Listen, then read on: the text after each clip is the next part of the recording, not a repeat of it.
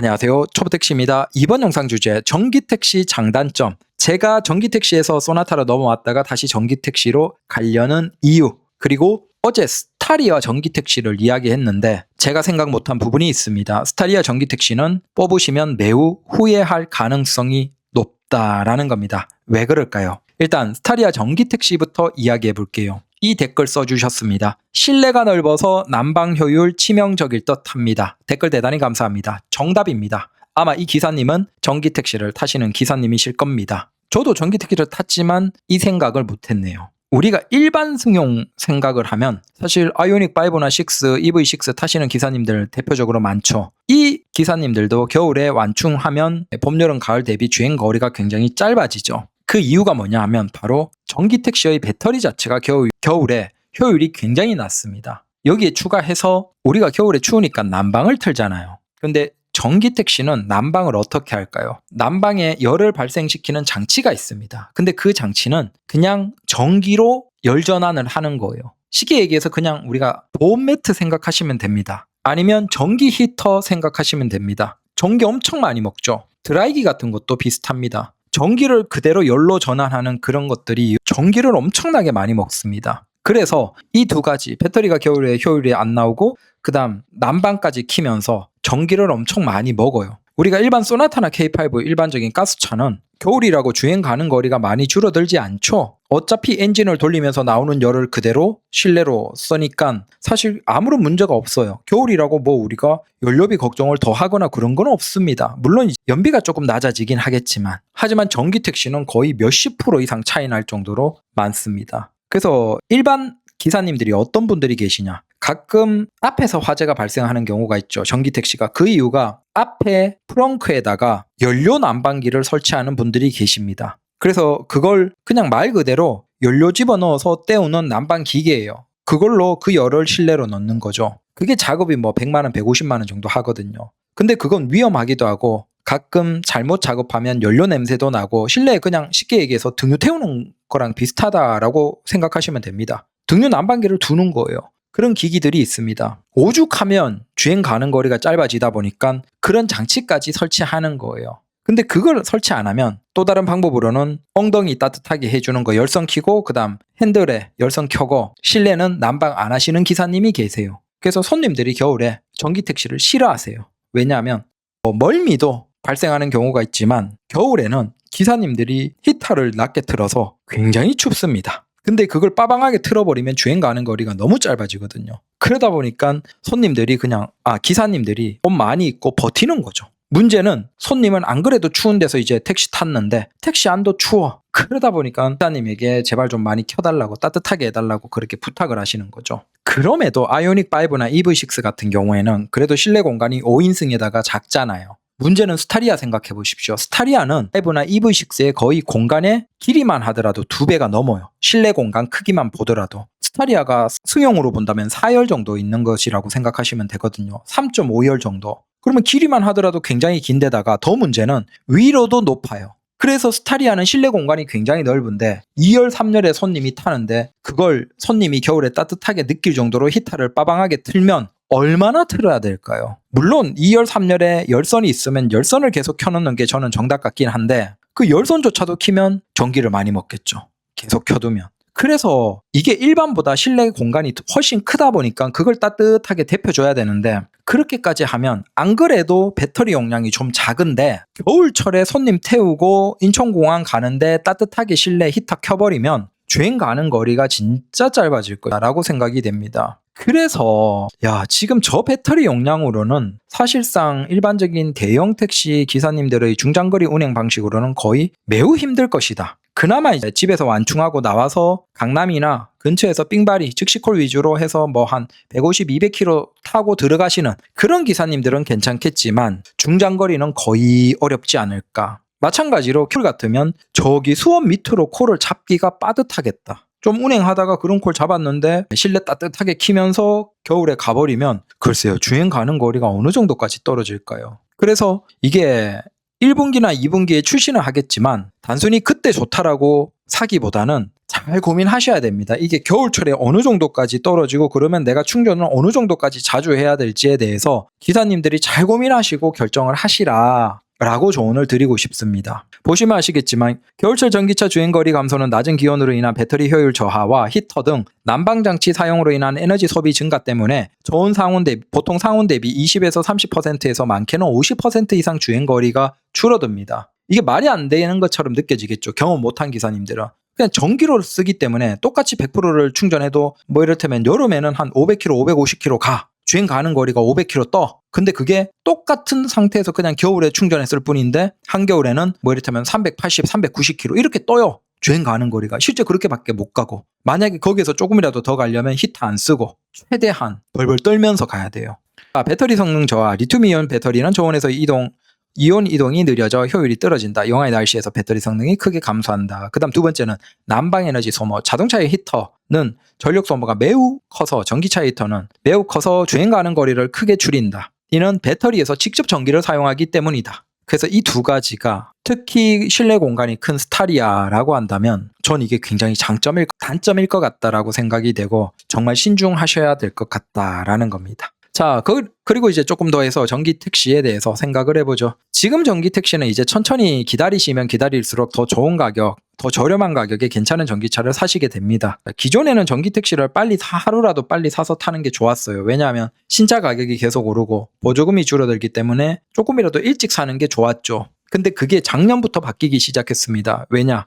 작년부터 저렴한 전기차가 나오기 시작했어요. 기존 같으면 국산 자동차가 계속 가격을 올리고 테슬라 같은 좀 경쟁력 있는 전기차가 있는데 이건 우리가 택시로 하기 힘들었죠. 결국은 가격 올라가는 걸 감수하고 살 수밖에 없었어요. 근데 여기에서 이제 BYD가 작년에 나왔고 꽤나 팔았습니다. 그리고 중국의 전기차들이 본격적으로 올해 국내에 들어옵니다. 그리고 이 중국의 전기차를 대비하기 위해서인지 테슬라가 대대적으로 가격을 또 내렸어요. 그래서 현재 테슬라는 모델 Y와 모델 3 가격을 어느 정도 내렸나? 모델 Y 같은 경우에는 300만 원. 이나 그래서 9만 원이고 모델 3 같은 경우에는 6,939만 원에서 5,999만 원으로 940만 원까지 인하했습니다. 정말 엄청 내린 거죠. 그리고 아마 이렇게 되면 BYD에서 택시로 많이 쓰시는 C라이언 7이 있죠. 이건 차 괜찮은데 문제는 이거랑 테슬라 가격이 가까워지면서 당연히 BYD C라이언 7도 가격을 더 내릴 것으로 예상이 됩니다. 결국 올해부터 이제 본격적으로 가격을 낮추면서 서로 판매를 많이 하는 경쟁을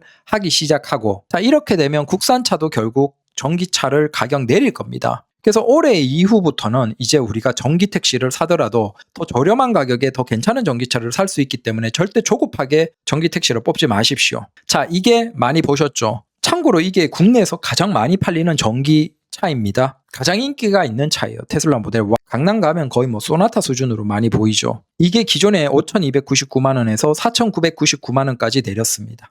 요건 혹시 테슬라 뽑으신 분 좀 알려주십시오. 이게 맞다 아니다 말이 많아서 일단 테슬라 같은 경우에는 부가세 환급을 받을 수 있냐? 자, BYD 같은 경우에는 C라이언 7을 가지고 부가세 환급을 받은 기사님들이 꽤나 계세요. 그러니까 수입차 중에서도 부가세 환급을 적극적으로 도와주는 회사들도 있습니다. 이를테면 도요타도 캠리나 이런 것들은 적극적으로 도와주죠. 마찬가지로 BYD도 C라이언 7 뽑은 기사님들 보면 부가세 환급 정상적으로 받았다라고 얘기를 하시는 분들이 계신 거 보면 가능한 것 같아요. 근데 테슬라 모델 Y는 문제가 뭐냐면 이게 일반 번호판으로 출고가 됩니다. 자, 인판으로 나오면 우리가 그걸 우리 앞으로 영업용으로 등록을 하면서 어떻게 처리를 할 수 있는데 이게 번호판이 달려 나와 버려요. 그러다 보니까 이게 그러면 아마 자가용으로 뽑아서 전환하는 방식인 것 같거든요. 문제는 그렇게 해버리면 승용으로 뽑았기 때문에 우리가 부가세 환급을 받을 수가 없어요. 물론 이게 이제 출고의 택시로 되어야지만 부가세 환급을 받는데 이게 애매하다라는 것이고 그래서 이게 지금 저도 계속 궁금한데 어차피 올해 하반기 정도에 제가 직접 사면서 한번 실험을 해보겠습니다. 서울에서 인천 옮긴 것처럼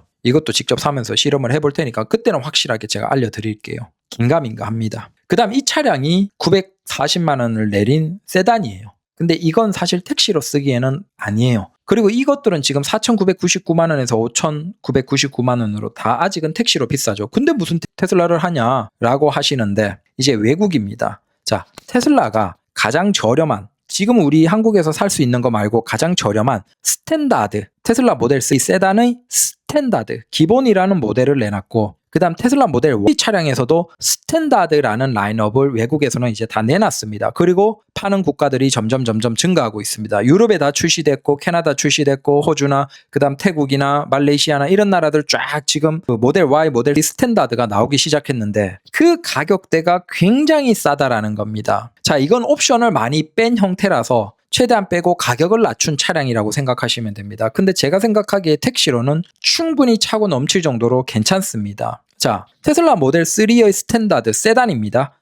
요 세단의 가격을 제가 국내에서 예상을 해본다면 9만원에서 3,999만원. 자, 이건 보조금 빼고 순수 차값이에요. 여기에서 보조금까지 하면 더 내려가겠죠. 자, 그러면 우리가 한 3,200에서 3,400만원 지역에 따라서 택시 보조금이 안 나오고 그냥 그 지역 보조금만 받는다고 하더라도 한 3,000만원, 3,500만원 미만에 이게 가능한 거예요. 요게 세단이. 그러면 이걸 우리가 일반으로 뽑더라도 뽑아서 택시로 전환하면 되는 거죠. 자, 그렇게 타면 된다라는 겁니다. 이걸 3천 초반 정도에 우리는 충분히 국내에서 살 가능성이 높다. 그 다음 SUV 같은 경우에는 지금 예상 가격이 한 4,099만원에서 4,399만원 정도 사이가 될 것 같아요. 그러면 이것도 만약에 택시로는 안 뽑아주니까 택시 보조금이 못 받는다 하더라도 우리가 한 200에서 300만원 보조금만 나와도 한 3,600에서 700 정도까지 가능해질 것이다. 그러면 이건 마찬가지로 택시로 전환하는데 거의 국내의 웬만한 전기차와 비슷하거나 그거보다 오히려 싼 편이에요.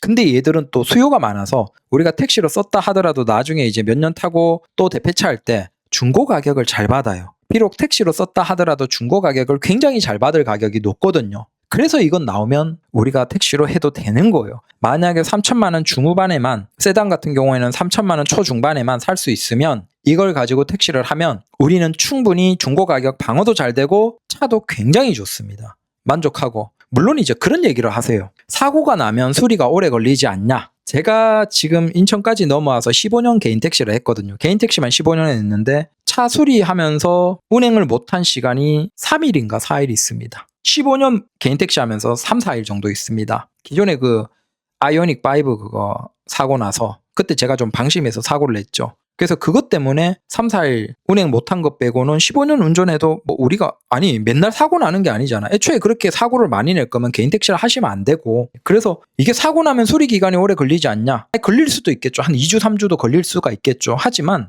저는 그게 뭐 크게 단점이라고 생각하지는 않습니다. 그래서 이게 아마 다른 국가와 전략이 달라요. 테슬라가. 아무래도 국내에는 요 비싼 요걸 4,999만 원에 파는 걸 주력으로 하면서 한동안 버틸 거거든요. 그래서 스탠다드가 나온다고 하더라도 올 하반기나 아니면 내년 넘어가서 나올 겁니다. 근데 적어도 가격은 굉장히 합리적일 거예요. 만약에 이 스탠다드나 모델 3 스탠다드, 모델 Y 스탠다드가 택시까지로 뽑을 수 있게 해주면 이제 이건 끝나는 거예요. 그럼 우리는 바로 택시로 등록해서 뽑으면서 택시 보조까지 받으면 정말 엄청나게 싼 가격에 사는 데다가 부가세 환급이 되죠.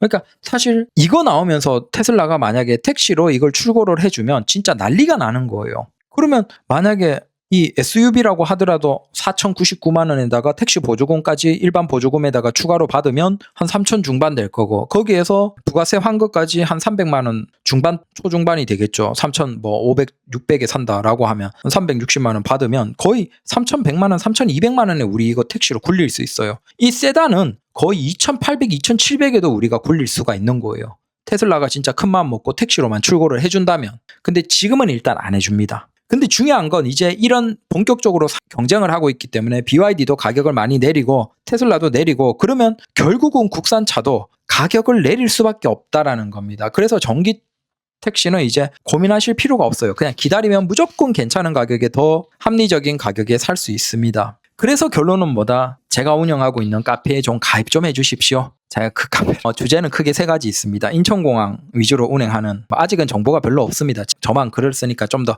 열심히 좋은 정보 올리도록 하겠습니다. 그 다음 인천공항 위주, 그 다음 인천, 그 다음 전기택시, 테슬라 택시 이런 거 주제로 해서 하는 카페가 될 거거든요. 열심히 하겠습니다. 나중에 카페 잘 되면 솔직히 까놓고 광고 많이 받으면서 좀 일 적게 하고 팔고 싶어요. 양해 좀 부탁드립니다. 좀 살려주십시오. 자, 이제 마지막으로 전기택시 장단점에 대해서 한번 쭉 얘기 드리고 마무리하겠습니다. 저는 기존에 아이오닉 5 전기택시를 탔습니다. 만족했습니다. 저는 이제 정비센터 거의 들어간 적 없고 수리하는 거 3, 4일 정도 걸린 것 빼고는 또 그거 업데이트하러 가긴 했지만 그 외에 뭐 저는 만족하게 탔고 그 다음 아이오닉 5에서 이제 중국 소나타로 넘어와서 지금 타고 있죠. 이것도 지금 74,000 넘어가고 있습니다. 근데 만족도 높습니다. 그럼에도 제가 다음은 이제 다시 전기 택시 테슬라 모델 3나 Y의 스탠다드 저가형으로 사고 싶은 이유는, 자, 전기 택시의 장단점에 대해서 한번 정리를 해볼게요. 우리 예비 개인 택시 기사님들은 본인 입장에서 잘 고민해 보시면 됩니다. 일단 택시는 천천히 가는 게 좋지 않습니까? 라고 하겠지만, 이게 결국은 운전을 해보면 단순히 천천히 가는 건 그냥 초보 택시나 초보 기사님이나 하는 거고, 결국 택시가 가장 좀 매끄럽게 스트레스 덜 받으면서 하는 것은 느리게 가는 게 아니에요. 그러니까 흐름에 잘 맞추고 오히려 흐름에 좀 빨리 가면서 쾌적하게 운전하는 게 좋아요. 단순히 천천히 간다고 사고가 적게 난다? 그건 아닌 것 같아요. 근데 문제가 뭐냐면 소나타는 느려요. 그랜저나 K8은 좀 밟으면 잘 나가니까 빠르겠죠. 근데 문제는 그건 그랜저나 K8은 3.5 엔진이기 때문에 진짜 연료비 엄청 듭니다. 시원시원하게 밟으면. 그래서 주로 그랜저나 K8은 좀 느긋하게 운전하시죠, 기사님들이. 반면에 소나타나 K5는 진짜 시원시원하게 많이 밟고, 밟는데도 불구하고 잘 안 나가요, 솔직히 얘기하면. 2리터 가스가 나가봤자 얼마나 나가겠습니까? 이게 전기 택시를 타면 시원시원합니다. 신호를 받을 때도 그냥 제일 앞에서 제일 빨리 다음 신호 거의 따라 붙을 정도로 빨리 갈 수 있고, 그 다음 추월할 때 이게 참, 우리 택시는 아무래도 손님 눈치를 봐야 되니까 그래도 좀 부지런히 달린다는 느낌은 줘야 되는데, 소나타는 이게 주행 중에 밟아서 앞차를 몇 대 추월한다 이런 개념이 굉장히 힘듭니다. 차가 힘이 딸려서. 그래서 전기 택시는 참 쾌적하게 도심에서는 시원시원하게 밟고 추월하고 빠릿빠릿하게 달릴 수 있습니다. 이게 생각보다 참 좋아요. 그 다음 두 번째는 정차 중에 진동이나 소음이 없습니다. 이게 큰 차이가 있냐라고 하겠지만, 한두 시간 운전하는 데야 뭐 상관이 있습니까? 근데 우리는 택시가 직장이고 하루에 10시간씩 있어야 되잖아요. 10시간 전후 앉아 있잖아요. 그러면 그 10시간 동안 똑같은 진동이나 소음을 맞는다고 생각해 보십시오. 그 차이가 생각보다 커요. 특히 저는 이제 전기 택시를 타다가 소나타로 넘어왔잖아요. 역으로 체감되는데 이게 진짜 커요. 소나타에서 전기 택시로 가면 오히려 금방 익숙해지겠지만 역체감은 진짜 큽니다. 그래서 이게 확실하게 소나타로 넘어오면서 차는 참 만족합니다. 저는 분명히 좋습니다. 그럼에도 확실하게 전기 택시보다는 피로도가 높다라는 걸 느끼고 있습니다. 그 다음 또 우리 택시는 장시간 대기하는 게 많습니다. 뭐 줄타기 할 때도 그렇고 공항이나 뭐 손님 대기할 때 오래 기다리는 경우가 많죠. 근데 그럴 때 전기 택시는 그냥 멈춤만 해놓고 오토홀드 걸어놓고 그대로 끝이에요. 그러면 진동도 없고 소음도 없고 시동도 끄고 켜고 이런 게 없어요. 그냥 그대로 있으면 돼요. 근데 소나타는 장시간 대기하면서 시동을 계속 걸어놓고 있기가 참 애매하죠. 마찬가지로 이게 또 전기 택시 같은 경우에는 이 형태들은 뭐 아이오닉 5나 EV6나 이런 건 뒷좌석이 폴딩이 돼요. 애비처럼.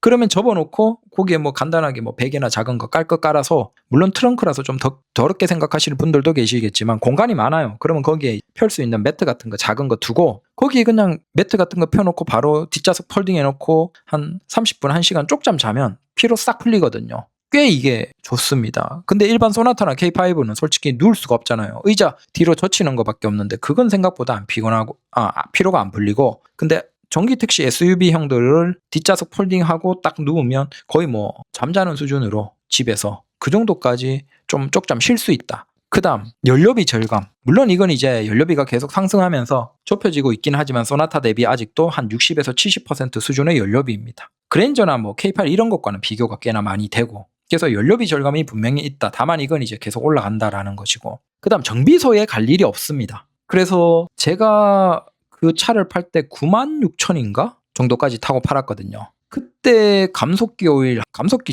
근데 저는 안 갈았네요, 감속기도. 그래서 전기 택시가 정비소 갈 일이 8에서 한 10만 킬로에 감속기 오일 교체하러 가서 한 10만 원 전후로 넣으면 되고, 그 다음에 20만 킬로 넘으면 하체 털이. 근데 전기 택시는 뭐 브레이크 패드나 디스크 이런 거 교체할 일이 거의 없습니다. 그건 뭐 20만 킬로, 25만 킬로 넘어가서 하체 처리할 때 브레이크 뭐 패드나 디스크 한번 갈아도 되고, 브레이크를 거의 안 쓰기 때문에, 굉장히 적게 쓰기 때문에, 그래서 정비소 갈 일이 거의 없습니다. 우리는 최소 한 1만 킬로마다 가야 되잖아요. 근데 그게 없어요. 그래서 전기 택시의 장점은 굉장히 많다. 다만 이제 반대로 단점도 있겠죠. 모두가 좋은 게 없습니다. 자, 일단 겨울철에 주행 거리가 급감합니다. 그래서 겨울철에 히터 안 키는 기사님들 많습니다. 손따 엉따만 키고 본인만 따뜻하게 있죠. 그러면 바로 손님은 히터 켜달라고 하거나 아니면 별점 테러 하겠죠. 아무래도 전기 택시 타시는 분들이 애로사항이 있다. 그 다음 마찬가지로 이제 요즘에는 조금 덜하지만 멀미 때문에 전기 택시 잡히면 취소해버리는 기사님들도, 손님들도 꽤나 있다. 그 다음 두 번째로는 이제 기본적으로 차값이 비싸다라는 것이고, 근데 이건 이제 올해 내년 지나면서 차값이 내려갈 것이다. 그다음 세 번째는 전기 충전 요금 계속 오를 텐데, 문제는 전기 택시는 연료비 보조가 없겠죠. 그래서 지금 연료비 보조는 거의 유일하게 택시에서는 가스만 있습니다. 소수 디젤의 지역에 따라서 있긴 합니다. 저기 울릉도나 이런 데는 되거든요. 근데 그게 아니고는 없다. 그다음 네 번째는 중고차 값의 감가가 심하다. 아무래도 신차 가격이 비싸니까 우리가 처분할 때 그 하락한 가격 폭이 크겠죠. 소나타야 뭐 사봤자 2천 초중반인데 거기에서 감가 많이 돼봤자 얼마 안 하는데, 아무래도 차값이 비싸면 거기에서 감가가 굉장히 심하다. 그리고 운전 못하면 손님들 멀미 싫어하는 분들이 있고, 그래서 전기택시는 장점도 있고 단점도 있어요. 분명한 건 이제 집밥이 있는 분들이 하셔야 되고 가급적, 이제는 집밥 없는 분들은 글쎄요, 급속만으로는 시간을 너무 많이 잡아먹고 연료 그 충전 비용이 지금 완속 올해 초에 다 올라가고 있고, 또 급속이 이제 또 시간 지나면 하반기랑 오르겠죠. 그러면 일반 집밥 없이 하기에는 좀 애매하긴 합니다. 그럼에도 분명히 장점도 많이 있다. 빠릿빠릿하고 잘 나가고 진동 없고 편하다, 쉬기 좋다. 자, 그런 장점들. 그래서 우리 기사님에 따라서 자기 상황에서 내가 뭘 할지를 잘 고민해 보시고 결정하시면 된다라는 겁니다. 여튼 이제 올해나 내년 지나면서 전기 택시들이 국내에서 대대적으로 가격 경쟁을 하면서 가격을 많이 내릴 겁니다. 그래서 우리는 천천히 지켜보다가 택시로 혜택을 많이 주는 차를 구입하면 된다라는 것이고, 아마 저는 웬만하면 아마 요 테슬라 모델 Y 스탠다드를 나오면 계약해서 택시로 쓸 것 같습니다. 다만 택시로 좀 출고해주면 좋겠지만 아직은 테슬라가 택시에 대해서는 관심이 없습니다. BYD나 도요타 같은 브랜드들은 택시에 대해서 좀 잘해주는 것 같은데, 테슬라는 뭐 일반 차가 잘 팔리는데 굳이 택시로 팔리는 걸 좋아하지 않는 거죠. 그래도 지금 전국에 한 몇십 대 분들 정도가 계십니다. 이미 주니퍼 요거 뽑은, 이거 비싼 거 이거 뽑은 기사님도 계십니다. 벌써. 그래서 요거 준비하는 과정이랑 바꾸는 과정 전체적으로 카페에서 열심히 공유하고 하도록 하겠습니다. 요 유튜브로 정보로도 많이 공유를 하겠습니다. 여튼 천천히 기다리시면 이제 전기 택시는 점점 싼 가격에 사기 좋아진다. 걱정하실 필요가 없습니다. 그래서 지금 타는 차 최대한 길게 타시고 천천히 하십시오. 감사합니다.